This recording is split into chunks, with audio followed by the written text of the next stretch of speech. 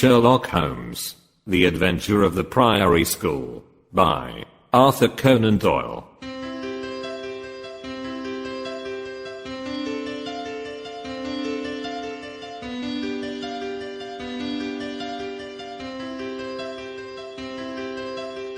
We have had some dramatic entrances and exits upon our small stage at Baker Street, but I cannot recollect anything more sudden and startling than the first appearance of Thornycroft Huxtable, M.A., Ph.D., etc.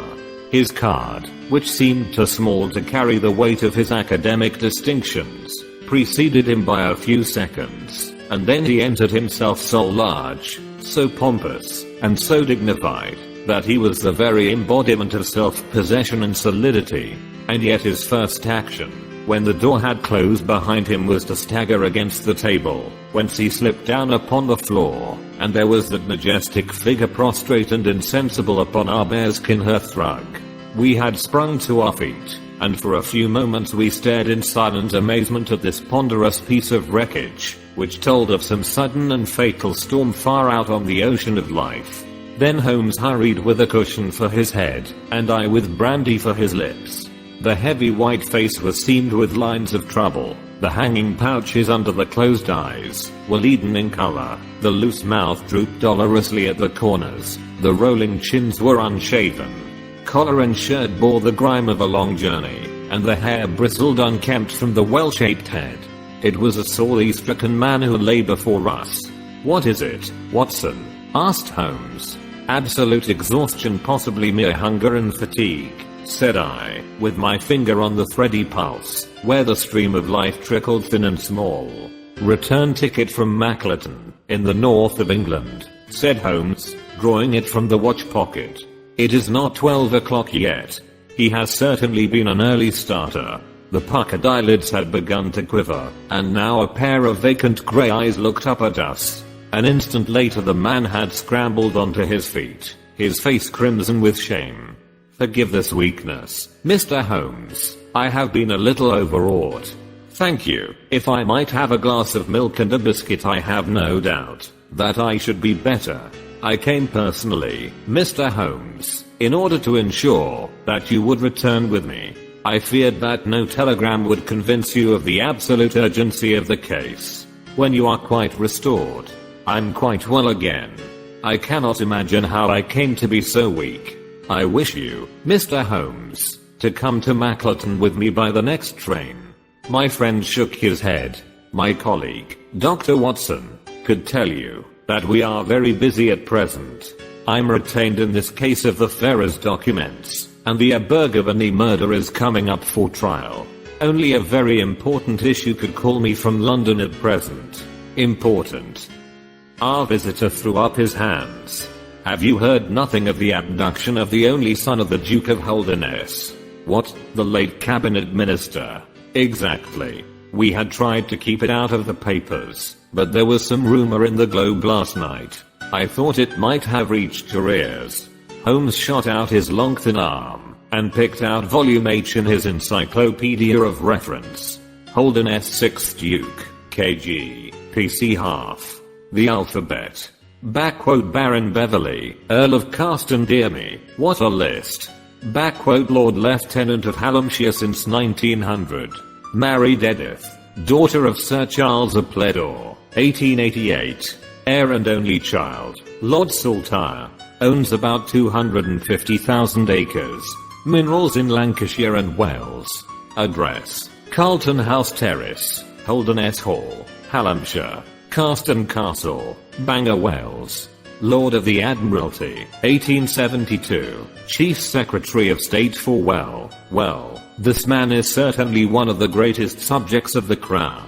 The greatest and perhaps the wealthiest. I'm aware, Mr. Holmes, that you take a very high line in professional matters, and that you are prepared to work for the work's sake. I may tell you, however, that His Grace has already intimated that a check for £5,000 will be handed over to the person who can tell him where his son is, and another 1,000 to him who can name the man, or men, who have taken him. It is a princely offer, said Holmes. Watson, I think that we shall accompany Dr. Huxtable back to the north of England. And now, Dr. Huxtable, when you have consumed that milk you will kindly tell me what has happened, when it happened, how it happened, and, finally, what Dr. Thornycroft Huxtable, of the Priory School, near Mackleton, has to do with the matter, and why he comes 3 days after an event the state of your chin gives a date to ask for my humble services. Our visitor had consumed his milk and biscuits. The light had come back to his eyes and the color to his cheeks as he set himself with great vigor and lucidity to explain the situation. I must inform you, gentlemen, that the Priory is a preparatory school, of which I am the founder and principal. Huxtable's sidelights on Horace may possibly recall my name to your memories. The Priory is, without exception, the best and most select preparatory school in England. Lord Leverstoke, the Earl of Blackwater, Sir Cathcart Soames, they all have entrusted their sons to me. But I felt that my school had reached its zenith when, 3 weeks ago, the Duke of Holderness sent Mr. James Wilder, his secretary, with the intimation that young Lord Saltire, 10 years old, his only son and heir, was about to be committed to my charge. Little did I think that this would be the prelude to the most crushing misfortune of my life. On May 1st the boy arrived, that being the beginning of the summer term. He was a charming youth, and he soon fell into our ways. I may tell you, I trust, that I'm not indiscreet, but half confidences are absurd in such a case, that he was not entirely happy at home. It is an open secret that the Duke's married life had not been a peaceful one, and the matter had ended in a separation by mutual consent, the Duchess taking up her residence in the south of France. This had occurred very shortly before, and the boy's sympathies are known to have been strongly with his mother. He moped after her departure from Holderness Hall, and it was for this reason that the Duke desired to send him to my establishment. In a fortnight the boy was quite at home with us, and was apparently absolutely happy. He was last seen on the night of May 13th, that is, the night of last Monday. His room was on the second floor, and was approached through another larger room in which 2 boys were sleeping. These boys saw and heard nothing, so that it is certain that young Saltire did not pass out that way. His window was open, and there is a stout ivy plant leading to the ground. We could trace no footmarks below, but it is sure that this is the only possible exit. His absence was discovered at 7 o'clock on Tuesday morning. His bed had been slept in. He had dressed himself fully before going off in his usual school suit of black Eton jacket and dark grey trousers. There were no signs that anyone had entered the room, and it is quite certain that anything in the nature of cries or a struggle would have been heard, since Caunter, the elder boy in the inner room, is a very light sleeper. When Lord Saltire's disappearance was discovered, I at once called a roll of the whole establishment, boys, masters, and servants. It was then that we ascertained that Lord Saltire had not been alone in his flight. Heidegger, the German master, was missing. His room was on the second floor, at the farther end of the building, facing the same way as Lord Saltire's. His bed had also been slept in, but he had apparently gone away partly dressed, since his shirt and socks were lying on the floor. He had undoubtedly let himself down by the ID, for we could see the marks of his feet, where he had landed on the lawn. His bicycle was kept in a small shed beside this lawn, and it also was gone. He had been with me for 2 years, and came with the best references, but he was a silent, morose man, not very popular either with masters or boys. No trace could be found of the fugitives, and now on Thursday morning we are as ignorant as we were on Tuesday. Inquiry was, of course, made at once at Holderness Hall. It is only a few miles away, and we imagined that in some sudden attack of homesickness he had gone back to his father, but nothing had been heard of him. The Duke is greatly agitated, and as to me, you have seen yourselves the state of nervous prostration to which the suspense and the responsibility have reduced me. Mr. Holmes, if ever you put forward your full powers, I implore you to do so now, for never in your life could you have a case which is more worthy of them. Sherlock Holmes had listened with the utmost intentness to the statement of the unhappy schoolmaster. His drawn brows and the deep furrow between them showed that he needed no exhortation to concentrate all his attention upon a problem which, apart from the tremendous interests involved, must appeal so directly to his love of the complex and the unusual. He now drew out his notebook and jotted down one or two memoranda. "You have been very remiss in not coming to me sooner," said he, civilly. "You start me on my investigation with a very serious handicap. It is inconceivable, for example, that this ivy and this lawn would have yielded nothing to an expert observer. I'm not to blame, Mr. Holmes." His Grace was extremely desirous to avoid all public scandal. He was afraid of his family unhappiness being dragged before the world. He has a deep horror of anything of the kind. But there has been some official investigation? Yes, sir, and it has proved most disappointing. An apparent clue was at once obtained, since a boy and a young man were reported to have been seen leaving a neighboring station by an early train. Only last night we had news that the couple had been hunted down in Liverpool, and they proved to have no connection whatever with the matter in hand. Then it was that in my despair and disappointment, after a sleepless night, I came straight to you by the early train.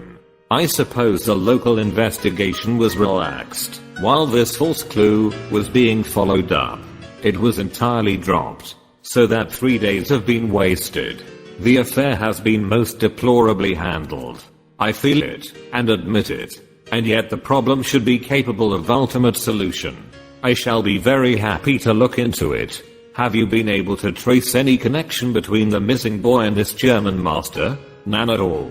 Was he in the master's class? No. He never exchanged a word with him so far as I know. That is certainly very singular. Had the boy a bicycle? No. Was any other bicycle missing? No. Is that certain? Quite. Well, now, you do not mean to seriously suggest that this German rode off upon a bicycle in the dead of the night bearing the boy in his arms? Certainly not. Then what is the theory in your mind? The bicycle may have been a blind. It may have been hidden somewhere, and the pair gone off on foot. Quite so, but it seems rather an absurd blind, does it not? Were there other bicycles in this shed? Several. Would he not have hidden a couple he desired to give the idea that they had gone off upon them? I suppose he would. Of course he would. The blind theory won't do. But the incident is an admirable starting point for an investigation. After all, a bicycle is not an easy thing to conceal or to destroy. One other question.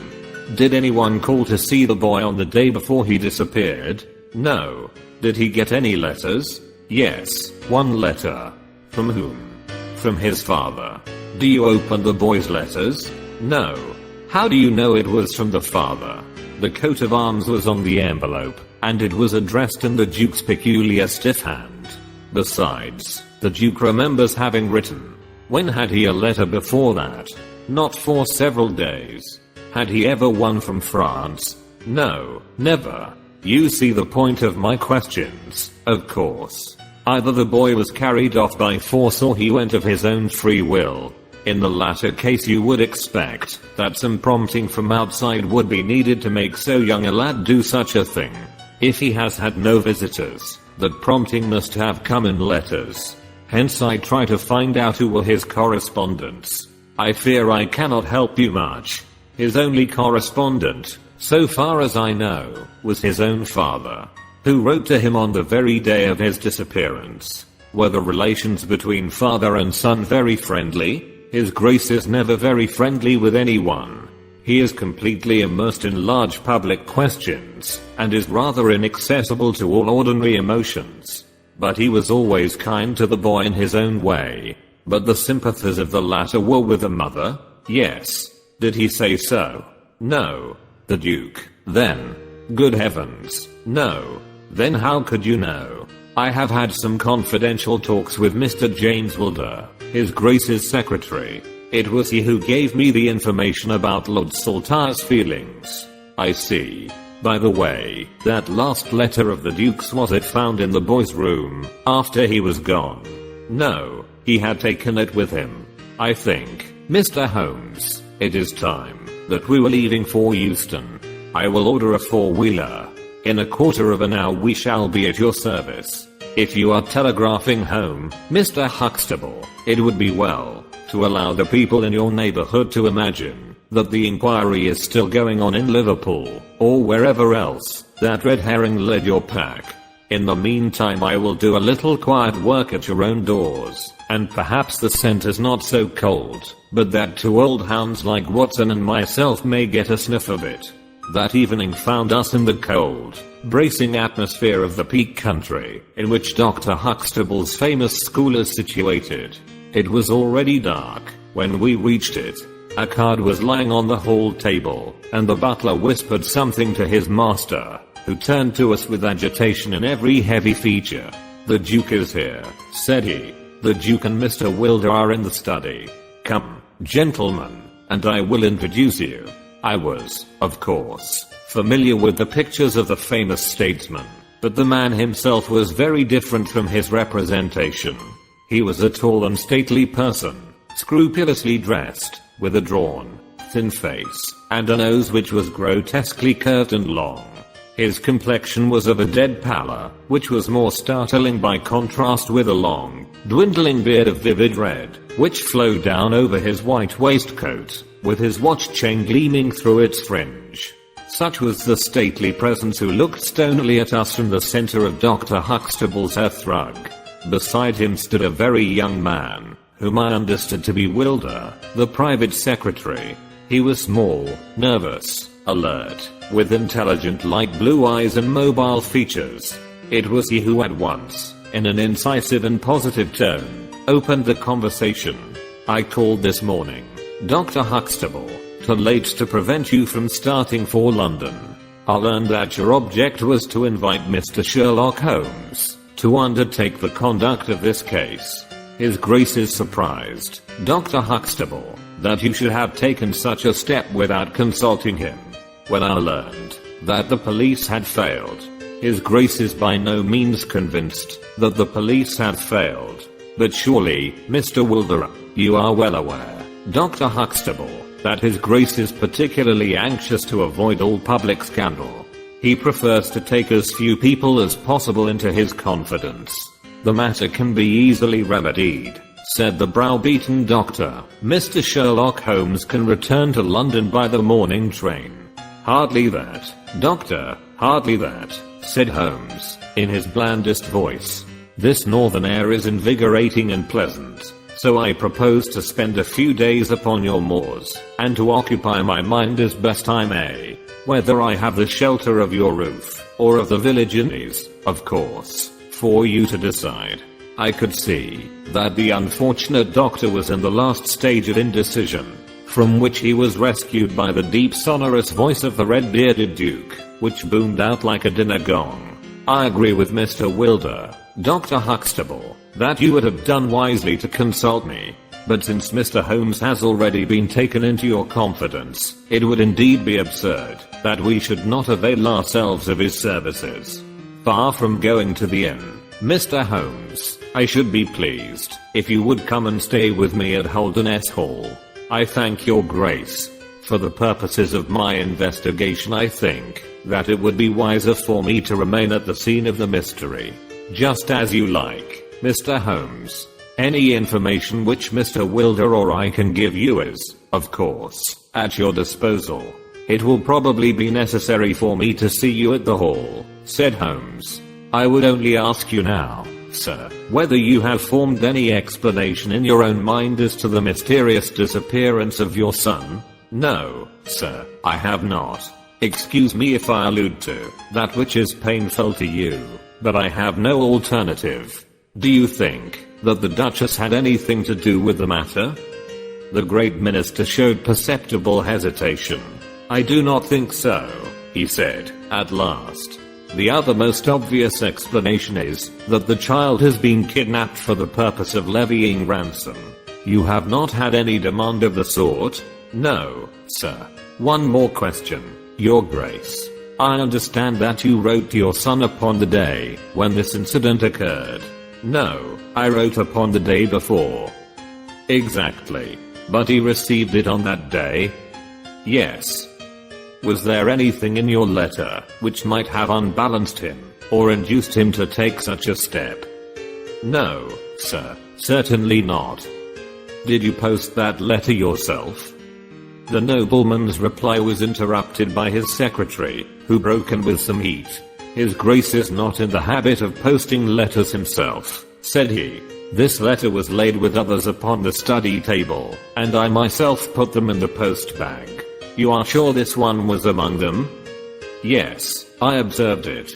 How many letters did your Grace write that day? 20 or 30. I have a large correspondence. But surely this is somewhat irrelevant? Not entirely, said Holmes. For my own part, the Duke continued, I have advised the police to turn their attention to the south of France. I have already said that I do not believe that the Duchess would encourage so monstrous an action, but the lad had the most wrong-headed opinions, and it is possible that he may have fled to her, aided and abetted by this German. I think, Dr. Huxtable, that we will now return to the hall. I could see that there were other questions which Holmes would have wished to put, but the nobleman's abrupt manner showed that the interview was at an end. It was evident that to his intensely aristocratic nature this discussion of his intimate family affairs with the stranger was most abhorrent, and that he feared lest every fresh question would throw a fiercer light into the discreetly shadowed corners of his ducal history. When the nobleman and his secretary had left, my friend flung himself at once with characteristic eagerness into the investigation. The boy's chamber was carefully examined, and yielded nothing save the absolute conviction that it was only through the window that he could have escaped. The German master's room and effects gave no further clue. In his case a trailer of ivy had given way under his weight, and we saw by the light of a lantern the mark on the lawn where his heels had come down.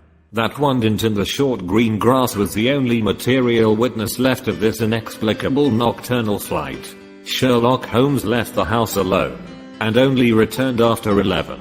He had obtained a large ordnance map of the neighborhood, and this he brought into my room, where he laid it out on the bed, and, having balanced the lamp in the middle of it, he began to smoke over it, and occasionally to point out objects of interest with the reeking amber of his pipe. This case grows upon me, Watson, said he.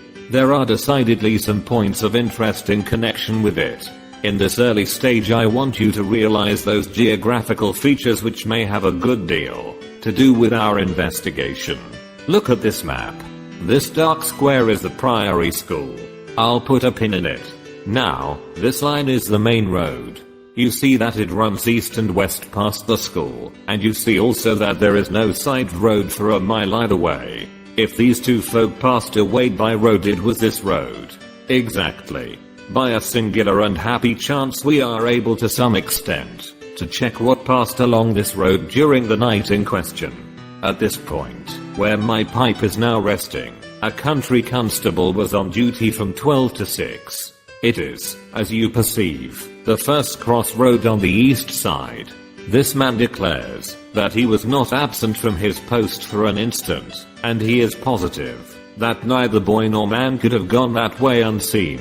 I have spoken with this policeman tonight, and he appears to me to be a perfectly reliable person.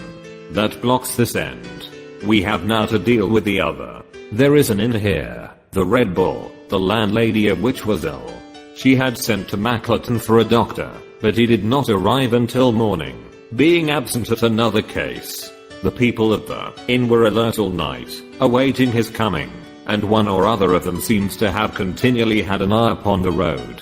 They declare that no one passed. If their evidence is good, then we are fortunate enough to be able to block the west, and also to be able to say that the fugitives did not use the road at all.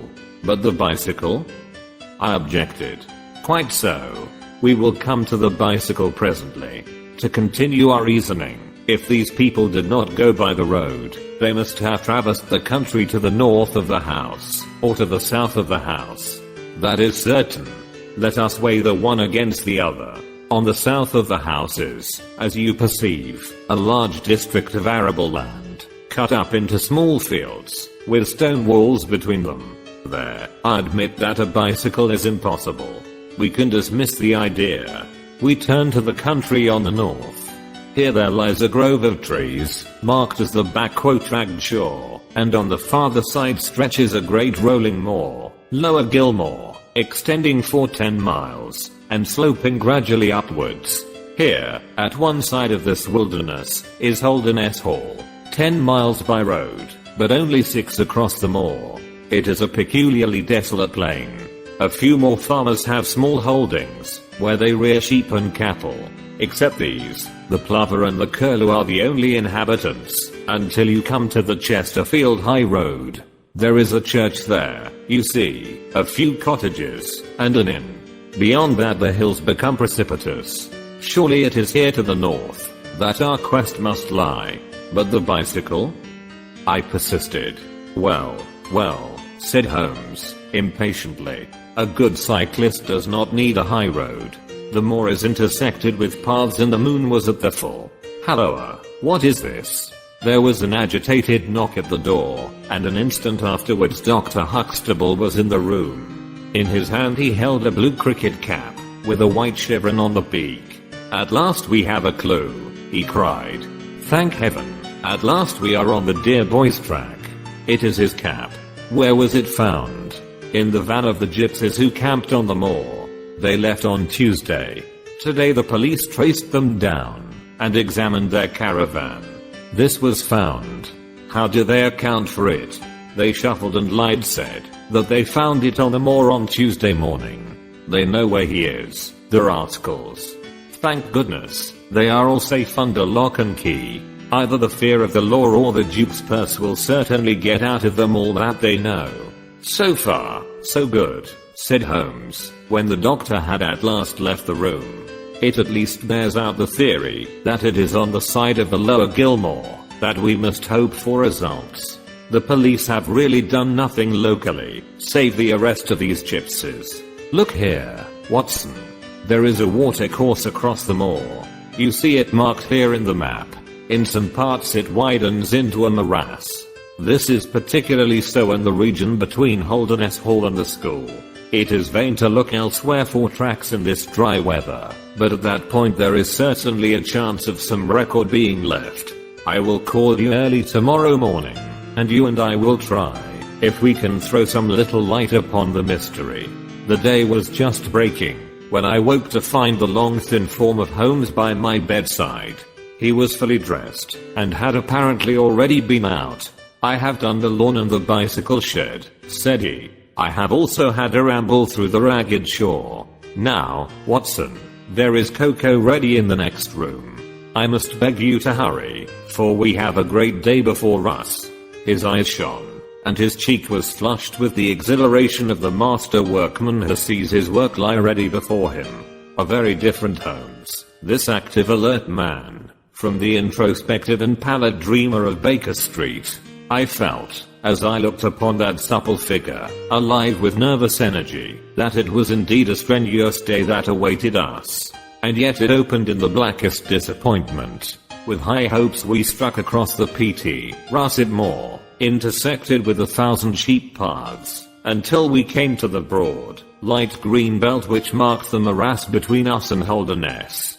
Certainly, if the lad had gone homewards, he must have passed this, and he could not pass it without leaving his traces. But no sign of him, or the German could be seen. With a darkening face my friend strode along the margin, eagerly observant of every muddy stain upon the mossy surface. Sheep marks there were in profusion, and at one place, some miles down, cows had left their tracks. Nothing more. Check number 1, said Holmes, looking gloomily over the rolling expanse of the moor. There is another morass down yonder and a narrow neck between. Halloa, halloa, halloa, what have we here? We had come on a small black ribbon of pathway. In the middle of it, clearly marked on the sodden soil, was the track of a bicycle. Hurrah! I cried. We have it. But Holmes was shaking his head, and his face was puzzled and expectant rather than joyous. A bicycle, certainly, but not the bicycle, said he. I'm familiar with 42 different impressions left by tires. This, as you perceive, is a Dunlop, with a patch upon the outer cover. Heidegger's tires were Palmer's, leaving longitudinal stripes. Aveling, the mathematical master, was sure upon the point. Therefore, it is not Heidegger's track. The boys, then, possibly, if we could prove a bicycle to have been in his possession. But this we have utterly failed to do. This track, as you perceive, was made by a rider who was going from the direction of the school, or towards it? No, my dear Watson.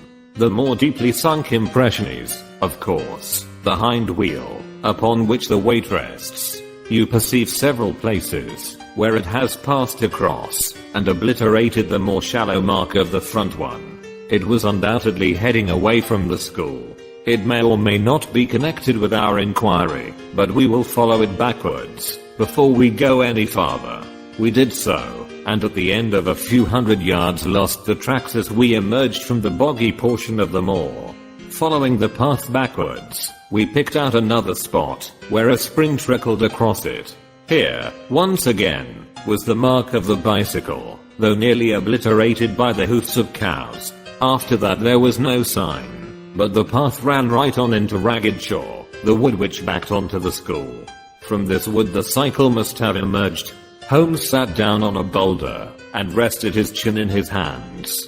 I had smoked 2 cigarettes before he moved. Well, said he, at last. It is, of course, possible that a cunning man might change the tire of his bicycle in order to leave unfamiliar tracks. A criminal who was capable of such a thought is a man whom I should be proud to do business with. We will leave this question undecided and hark back to our rats again, for we have left a good deal unexplored. We continued our systematic survey of the edge of the sodden portion of the moor, and soon our perseverance was gloriously rewarded. Right across the lower part of the bog lay a miry path. Holmes gave a cry of delight as he approached it. An impression like a fine bundle of telegraph wires ran down the center of it. It was the Palmer tire. Here is Herr Heidegger, sure enough, cried Holmes, exultantly. My reasoning seems to have been pretty sound, Watson. I congratulate you. But we have a long way still to go. Kindly walk clear of the path. Now let us follow the trail. I fear that it will not lead very far.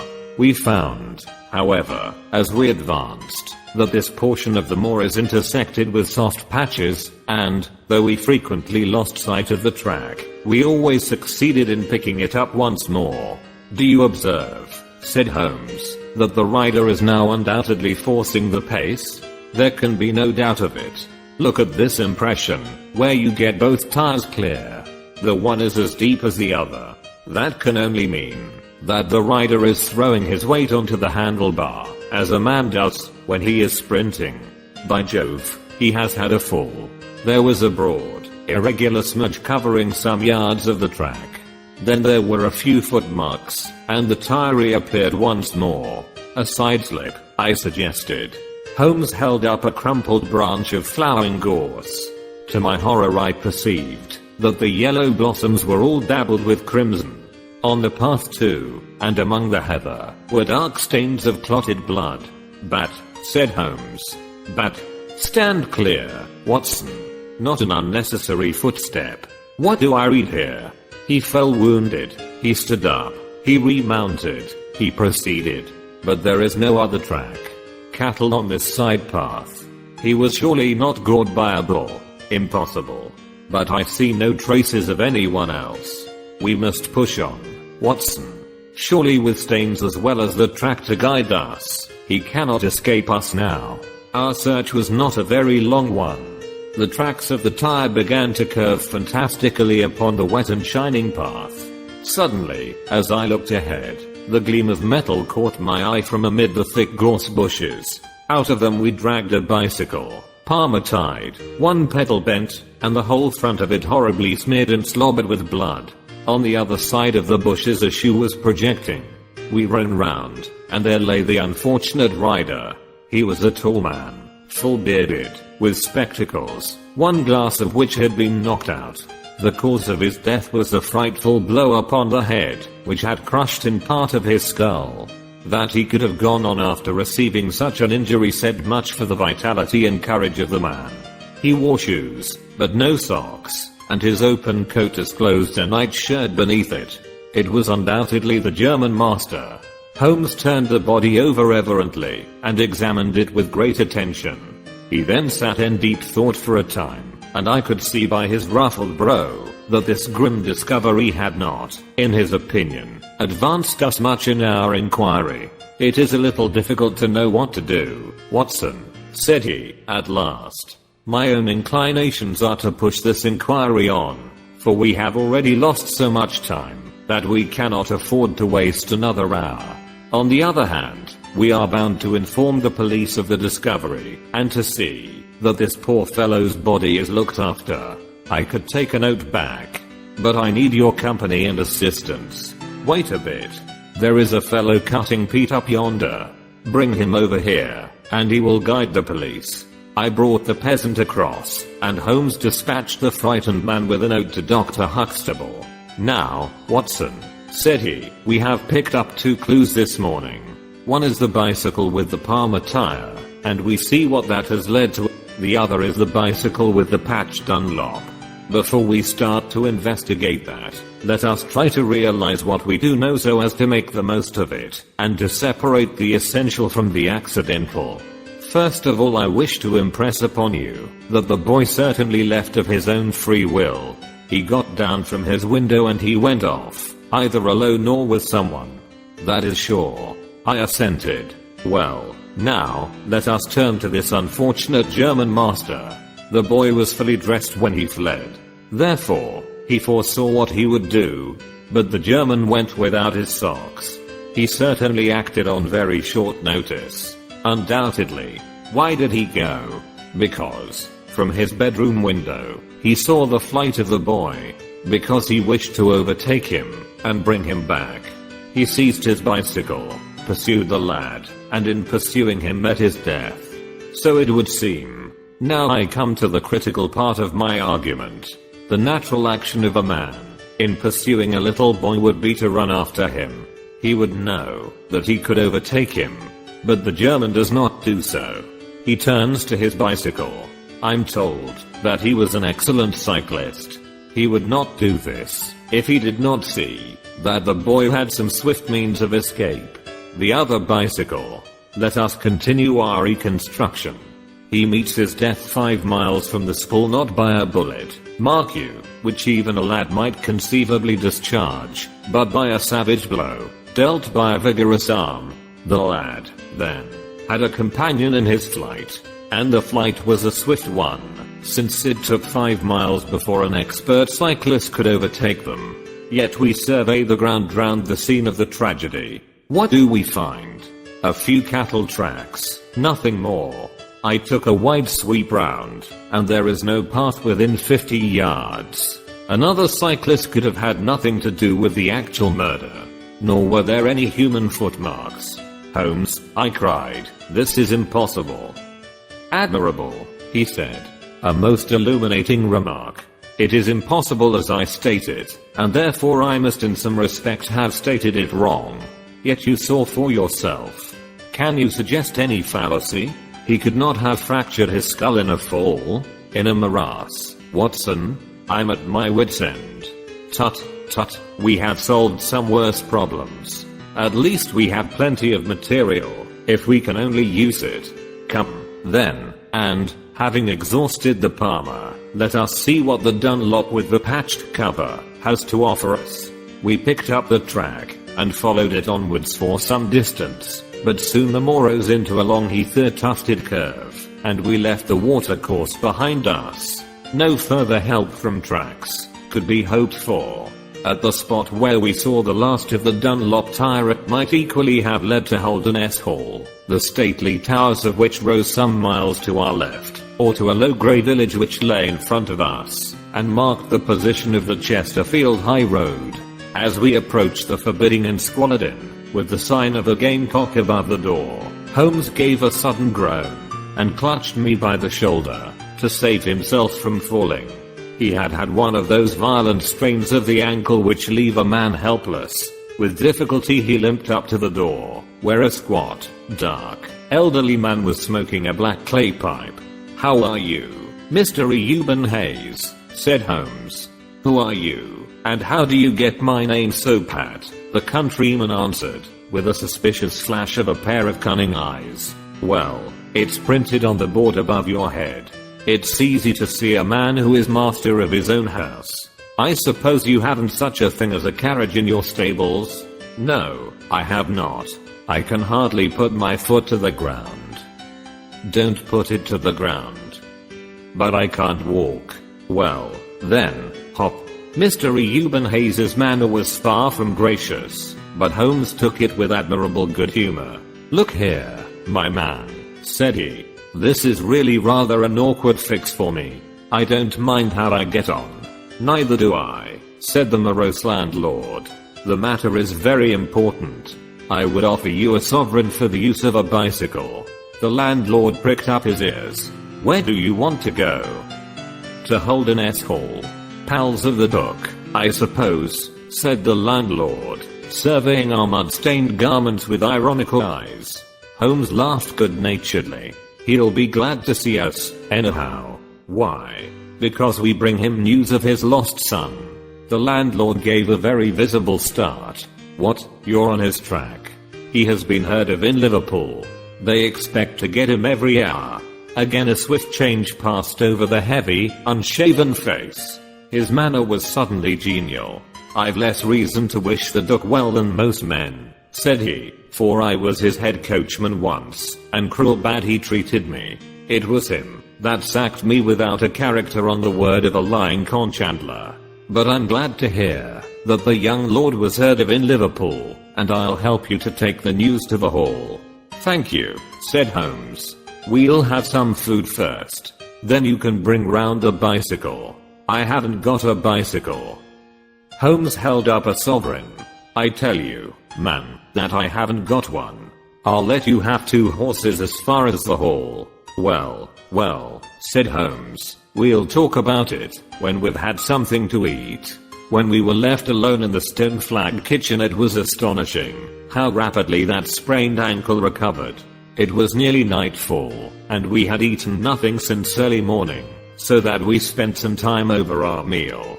Holmes was lost in thought, and once or twice he walked over to the window and stared earnestly out. It opened onto a squalid courtyard. In the far corner was a smithy, where a grimy lad was at work. On the other side were the stables. Holmes had sat down again after one of these excursions, when he suddenly sprang out of his chair with a loud exclamation. "By heaven, Watson, I believe that I've got it," he cried. Yes, it must be so. "Watson, do you remember seeing any cow tracks today?" "Yes, several." "Where?" "Well, everywhere. They were at the morass, and again on the path, and again near where poor Hedega met his death." "Exactly. Well, now, Watson, how many cows did you see on the moor?" "I don't remember seeing any." "Strange, Watson, that we should see tracks all along our line, but never a cow on the whole moor. Very strange, Watson, eh?" "Yes, it is strange. Now, Watson, make an effort. Throw your mind back. Can you see those tracks upon the path?" "Yes, I can." "Can you recall that the tracks were sometimes like that?" Watson, he arranged a number of breadcrumbs in this fashion, and sometimes like this, and occasionally like this. "Can you remember that?" "No, I cannot. But I can. I could swear to it. However, we will go back at our leisure and verify it. What a blind beetle I have been not to draw my conclusion." "And what is your conclusion?" "Only that it is a remarkable cow which walks, canters, and gallops." By George, Watson, it was no brain of a country publican that thought out such a blind as that. The coast seems to be clear, save for that lad in the smithy. Let us slip out, and see what we can see. There were 2 rough-haired unkempt horses in the tumble-down stable. Holmes raised the hind leg of one of them and laughed aloud. "Old shoes, but newly shod, old shoes, but new nails." This case deserves to be a classic. Let us go across to the smithy. The lad continued his work without regarding us. I saw Holmes's eye darting to right and left among the litter of iron and wood which was scattered about the floor. Suddenly, however, we heard a step behind us, and there was the landlord, his heavy eyebrows drawn over his savage eyes, his swarthy features convulsed with passion. He held a short metal-headed stick in his hand, and he advanced in so menacing a fashion that I was right glad to feel the revolver in my pocket. "You infernal spies," the man cried. "What are you doing there?" "Why, Mr. Reuben Hayes," said Holmes, coolly, "one might think that you were afraid of our finding something out." The man mastered himself with a violent effort, and his grim mouth loosened into a false laugh, which was more menacing than his frown. "You're welcome to all you can find out in my smithy," said he. "But look here, mister, I don't care for folk poking about my place without my leave, so the sooner you pay your score and get out of this the better I shall be pleased." "Alright, Mr. Hayes, no harm meant," said Holmes. "We have been having a look at your horses, but I think I'll walk after all. It's not far, I believe. Not more than 2 miles to the hall gates. That's the road to the left." He watched us with sullen eyes until we had left his premises. We did not go very far along the road, for Holmes stopped the instant that the curve hid us from the landlord's view. "We were warm, as the children say, at that inn," said he. "I seem to grow colder every step that I take away from it. No, I can't possibly leave it. I'm convinced," said I, "that this Reuben Hayes knows all about it. A more self-evident villain I never saw." "Oh, he impressed you in that way, did he? There are the horses, there is the smithy. Yes, it is an interesting place, this fighting cock. I think we shall have another look at it in an unobtrusive way." A long, sloping hillside, dotted with grey limestone boulders, stretched behind us. We had turned off the road, and were making our way up the hill, when, looking in the direction of Holderness Hall, I saw a cyclist coming swiftly along. "Get down, Watson," cried Holmes, with a heavy hand upon my shoulder. We had hardly sunk from view, when the man flew past us on the road. Amid a rolling cloud of dust I caught a glimpse of a pale, agitated face, a face with horror in every lineament, the mouth open, the eyes staring wildly in front. It was like some strange caricature of the dapper James Wilder whom we had seen the night before. "The Duke's secretary," cried Holmes.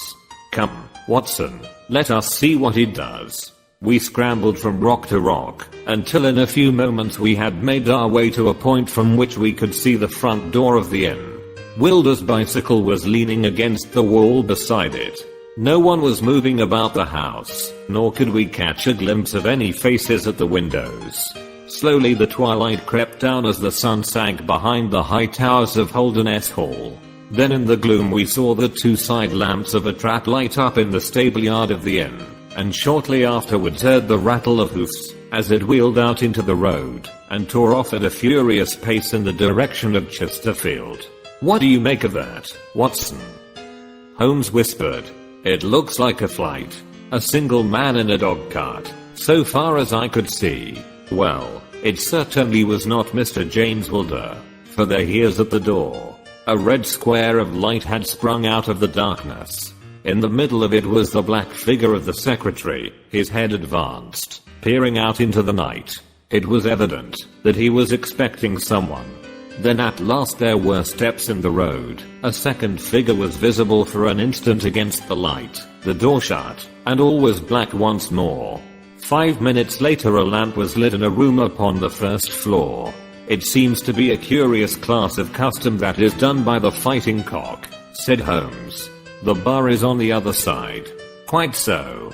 These are what one may call the private guests. Now, what in the world is Mr. James Wilder doing in that den at this hour of night, and who is the companion who comes to meet him there? Come, Watson, we must really take a risk, and try to investigate this a little more closely." Together we stole down to the road, and crept across to the door of the inn. The bicycle still leaned against the wall. Holmes struck a match and held it to the back wheel, and I heard him chuckle as the light fell upon a patched unlocked tire. Up above us was the lighted window. I must have a peep through that, Watson. If you bend your back and support yourself upon the wall, I think that I can manage. An instant later his feet were on my shoulders. But he was hardly up before he was down again. Come, my friend, said he, our day's work has been quite long enough. I think that we have gathered all that we can. It's a long walk to the school, and the sooner we get started the better.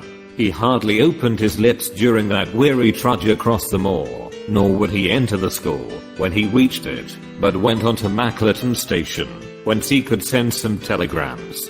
Late at night I heard him consoling Dr. Huxtable, prostrated by the tragedy of his master's death, and later still he entered my room as alert and vigorous as he had been when he started in the morning. All goes well, my friend, said he. I promise that before tomorrow evening we shall have reached the solution of the mystery. At 11 o'clock next morning my friend and I were walking up the famous U Avenue of Holderness Hall. We were ushered through the magnificent Elizabethan doorway and into His Grace's study. There we found Mr. James Wilder, demure and courtly, but with some trace of that wild terror of the night before still lurking in his furtive eyes and in his twitching features. You have come to see His Grace? I'm sorry, but the fact is that the Duke is far from well. He has been very much upset by the tragic news. We received a telegram from Dr. Huxtable yesterday afternoon, which told us of your discovery. I must see the Duke, Mr. Wilder. But he is in his room. Then I must go to his room. I believe he is in his bed. I will see him there. Holmes's cold and inexorable manner showed the secretary that it was useless to argue with him. Very good, Mr. Holmes. I will tell him that you are here. After half an hour's delay the great nobleman appeared. His face was more cadaverous than ever, his shoulders had rounded, and he seemed to me to be an altogether older man than he had been the morning before. He greeted us with a stately courtesy, and seated himself at his desk, his red beard streaming down onto the table. Well, Mr. Holmes, said he, but my friend's eyes were fixed upon the secretary, who stood by his master's chair. I think, Your Grace, that I could speak more freely in Mr. Wilder's absence. The man turned a shade paler and cast a malignant glance at Holmes. If Your Grace wishes. Yes, you had better go. Now, Mr. Holmes, what have you to say? My friend waited until the door had closed behind the retreating secretary. The fact is, Your Grace, said he, that my colleague, Dr. Watson, and myself had an assurance from Dr. Huxtable that a reward had been offered in this case. I should like to have this confirmed from your own lips. Certainly, Mr. Holmes. It amounted, if I'm correctly informed, to £5,000 to anyone who will tell you where your son is? Exactly. And another 1,000 to the man who will name the person or persons who keep him in custody? Exactly. Under the latter heading is included, no doubt, not only those who may have taken him away, but also those who conspire to keep him in his present position? Yes, cried the Duke, impatiently. If you do your work well, Mr. Sherlock Holmes, you will have no reason to complain of niggardly treatment. My friend rubbed his thin hands together with an appearance of avidity which was a surprise to me, who knew his frugal tastes. I fancy that I see Your Grace's checkbook upon the table, said he. I should be glad if you would make me out a check for £6,000. It would be as well, perhaps, for you to cross it. The Capital and Counties Bank, Oxford Street branch, are my agents.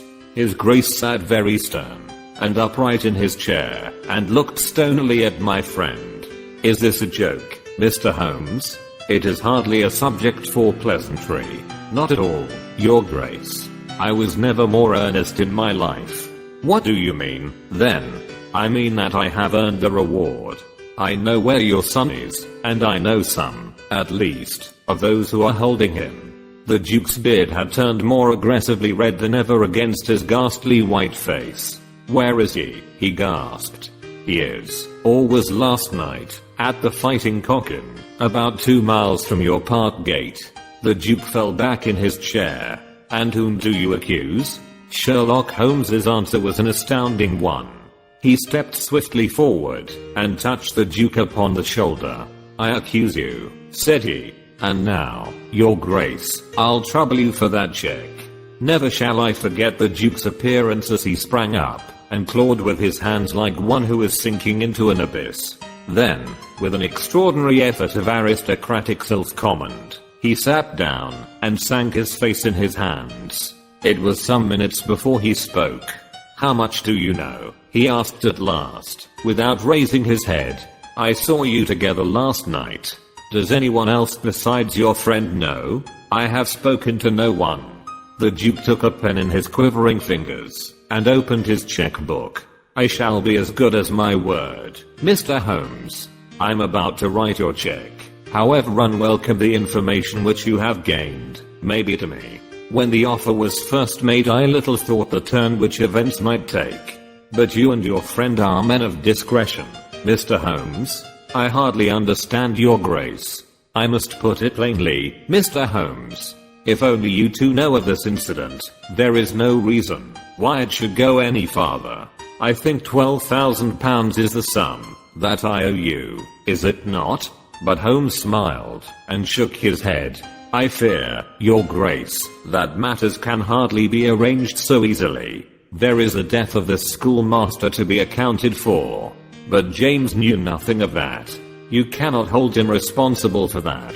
It was the work of this brutal ruffian whom he had the misfortune to employ. I must take the view, your grace, that when a man embarks upon a crime he is morally guilty of any other crime which may spring from it. Morally, Mr. Holmes. No doubt you are right. But surely not in the eyes of the law. A man cannot be condemned for a murder at which he was not present, and which he loathes and abhors as much as you do. The instant that he heard of it, he made a complete confession to me. So filled was he with horror and remorse. He lost not an hour in breaking entirely with the murderer. Oh, Mr. Holmes, you must save him, you must save him. I tell you, that you must save him. The Duke had dropped the last attempt at self-command, and was pacing the room with a convulsed face, and with his clenched hands waving in the air. At last he mastered himself, and sat down once more at his desk.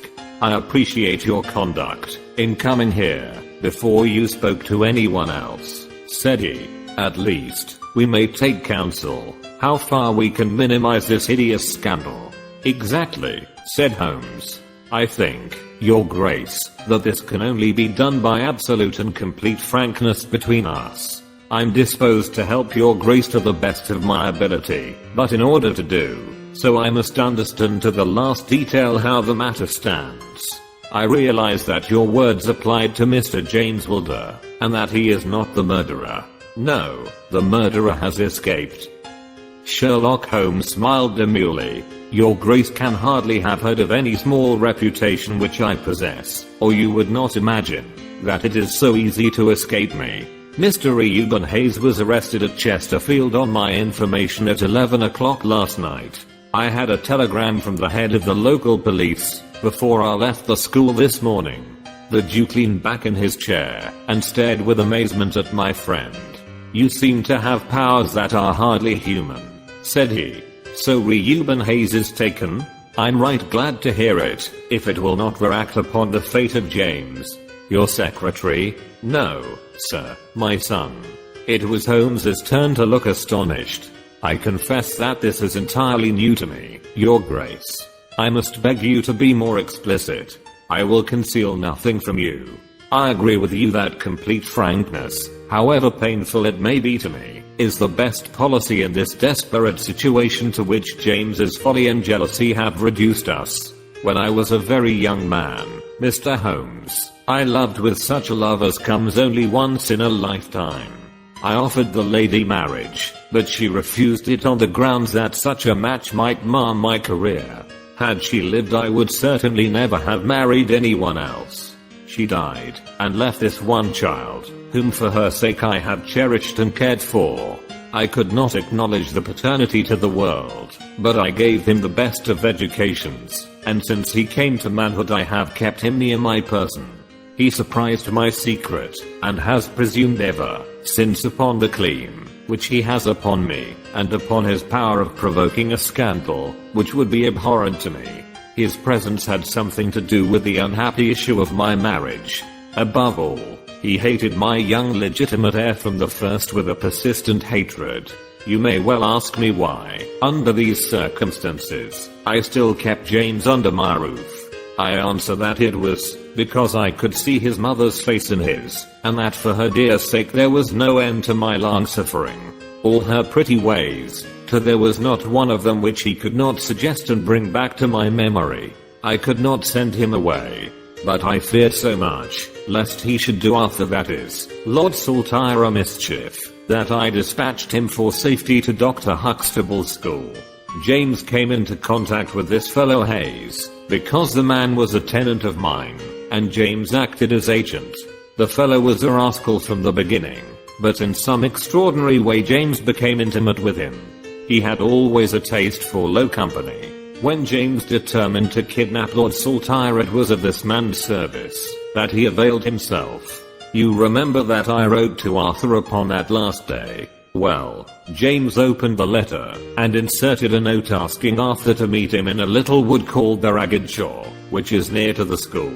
He used the Duchess's name, and in that way, got the boy to come. That evening James bicycled over. I am telling you what he has himself confessed to me, and he told Arthur, whom he met in the wood, that his mother longed to see him, that she was awaiting him on the moor, and that if he would come back into the wood at midnight he would find a man with a horse, who would take him to her. Poor Arthur fell into the trap. He came to the appointment, and found this fellow Hayes with a led pony. Arthur mounted, and they set off together.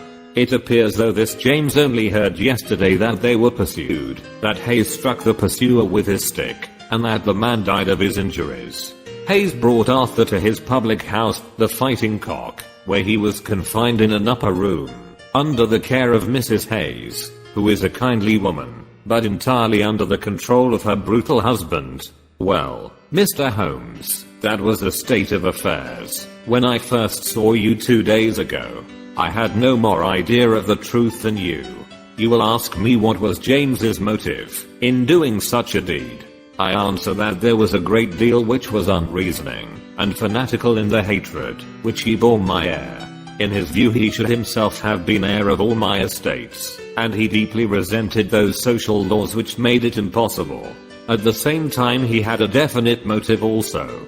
He was eager that I should break the entail, and he was of opinion that it lay in my power to do so. He intended to make a bargain with me to restore Arthur, if I would break the entail, and so make it possible for the estate to be left to him by will. He knew well that I should never willingly invoke the aid of the police against him. I say that he would have proposed such a bargain to me, but he did not actually do so, for events moved too quickly for him, and he had not time to put his plans into practice. What brought all his wicked scheme to wreck was your discovery of this man Heidegger's dead body. James was seized with horror at the news. It came to us yesterday as we sat together in this study. Dr. Huxtable had sent a telegram. James was so overwhelmed with grief and agitation that my suspicions, which had never been entirely absent, rose instantly to a certainty, and I taxed him with the deed. He made a complete voluntary confession. Then he implored me to keep his secret for 3 days longer, so as to give his wretched accomplice a chance of saving his guilty life. I yielded, as I have always yielded, to his prayers, and instantly James hurried off to the Fighting Cock to warn Hayes, and give him the means of flight. I could not go there by daylight without provoking comment, but as soon as night fell I hurried off to see my dear Arthur. I found him safe and well, but horrified beyond expression by the dreadful deed he had witnessed. In deference to my promise, and much against my will, I consented to leave him there for 3 days under the charge of Mrs. Hayes, since it was evident that it was impossible to inform the police where he was without telling them also who was the murderer, and I could not see how that murderer could be punished without ruin to my unfortunate James. You asked for frankness, Mr. Holmes, and I have taken you at your word, for I have now told you everything without an attempt at circumlocution or concealment. Do you in turn be as frank with me? I will, said Holmes. In the first place, Your Grace, I'm bound to tell you that you have placed yourself in a most serious position in the eyes of the law. You have condoned a felony and you have aided the escape of murderer, for I cannot doubt that any money which was taken by James Wilder to aid his accomplice in his flight came from Your Grace's purse. The Duke bowed his assent. This is indeed a most serious matter, even more culpable in my opinion, Your Grace, is your attitude towards your younger son. You leave him in this den for 3 days, under solemn promises. What are promises to such people as these? You have no guarantee that he will not be spirited away again. To humor your guilty elder son you have exposed your innocent younger son to imminent and unnecessary danger. It was a most unjustifiable action. The proud Lord of Holderness was not accustomed to be so rated in his own ducal hall. The blood flushed into his high forehead, but his conscience held him dumb. I will help you, but on one condition only. It is that you ring for the footman and let me give such orders as I like. Without a word the Duke pressed the electric bell. A servant entered. You will be glad to hear, said Holmes, that your young master is found. It is the Duke's desire that the carriage shall go at once to the Fighting Cock and to bring Lord Saltire home. Now, said Holmes, when the rejoicing lackey had disappeared, having secured the future, we can afford to be more lenient with the past. I'm not in an official position, and there is no reason, so long as the ends of justice are served, why I should disclose all that I know. As to Hayes I say nothing. The gallows awaits him, and I would do nothing to save him from it. What he will divulge I cannot tell, but I have no doubt that Your Grace could make him understand that it is to his interest to be silent. From the police point of view he will have kidnapped the boy for the purpose of ransom. If they do not themselves find it out I see no reason why I should prompt them to take a broader point of view. I would warn Your Grace, however, that the continued presence of Mr. James Wilder in your household can only lead to misfortune. I understand that, Mr. Holmes, and it is already settled that he shall leave me forever and go to seek his fortune in Australia. In that case, Your Grace, since you have yourself stated that any unhappiness in your married life was caused by his presence, I would suggest that you make such amends as you can to the Duchess, and that you try to resume those relations which have been so unhappily interrupted. That also I have arranged, Mr. Holmes. I wrote to the Duchess this morning. In that case, said Holmes, rising, I think that my friend and I can congratulate ourselves upon several most happy results from our little visit to the north. There is one other small point upon which I desire some light. This fellow Hayes had shot his horses with shoes which counterfeited the tracks of cows. Was it from Mr. Wilder that he learned so extraordinary a device? The Duke stood and thought for a moment, with a look of intense surprise on his face. Then he opened a door and showed us into a large room, furnished as a museum. He led the way to a glass case in a corner and pointed to the inscription. These shoes, it ran, were dug up in the moat of Holderness Hall. They are for the use of horses, but they are shaped below with a cloven foot of iron, so as to throw pursuers off the track. They are supposed to have belonged to some of the marauding barons of Holderness in the Middle Ages. Holmes opened the case, and moistening his finger he passed it along the shoe. A thin film of recent mud was left upon his skin. Thank you, said he, as he replaced the glass. It is the second most interesting object that I have seen in the north. And the first. Holmes folded up his check and placed it carefully in his notebook. I'm a poor man, said he, as he patted it affectionately and thrust it into the depths of his inner pocket.